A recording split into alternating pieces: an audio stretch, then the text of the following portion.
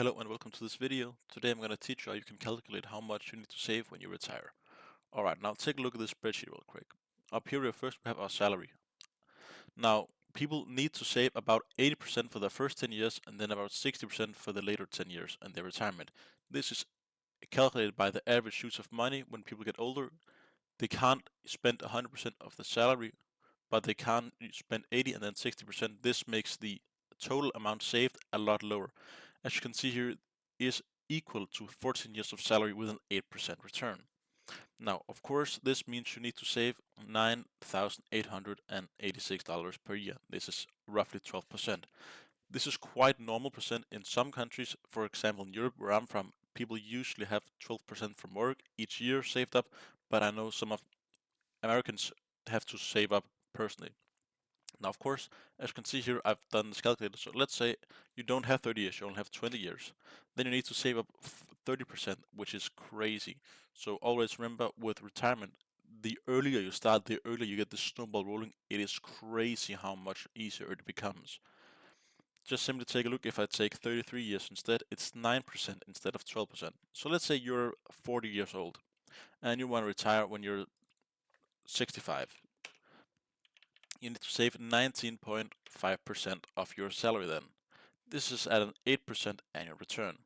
This is quite normal with shares, iShares and Vanguard ETFs from BlackRock and Vanguard, of course. These are my two favorite. These are each based on the S&P 500, which has a yearly return of 8%, which is why I've highlighted these, because if you just want 8% and low risk, I would definitely recommend S&P 500. Now, if you're a bit more risk willing and also want a bit higher return, I would recommend investing in private equity stocks.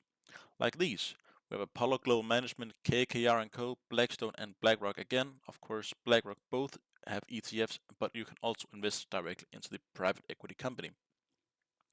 Now, these have an average return of about 11 to 12%. So let's say we take and put 11% in here instead.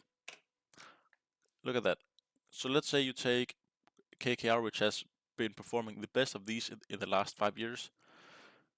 You would only need to save up 12% again, just like you had 30 years at 8%. And let's say some years are incredible. Let's say we get, just look at how much less you have to save up, 10% at a 12% interest rate.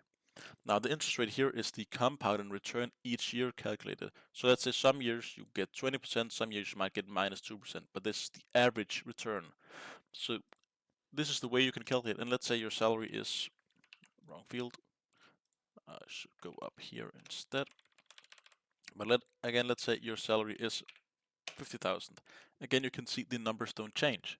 The only thing change is how much the total amount saved is, because the less you earn, the less you need to save to live as you're doing right now. So of course, when you retire, you shouldn't go and have crazy expensive vacations and buy a Ferrari and go buy new houses and stuff. So this is calculating of you're in a comfortable financial situation with cars paid off and houses paid off. This is the amount you should have, and this is your salary, then this is the total amount you should have saved up. Thanks for watching. Don't forget to like and subscribe if